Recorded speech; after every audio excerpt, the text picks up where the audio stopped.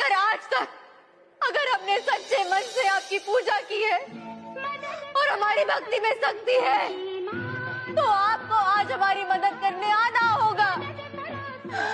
आपको आना होगा माँ, हमारी मदद करो माँ, मदद करो।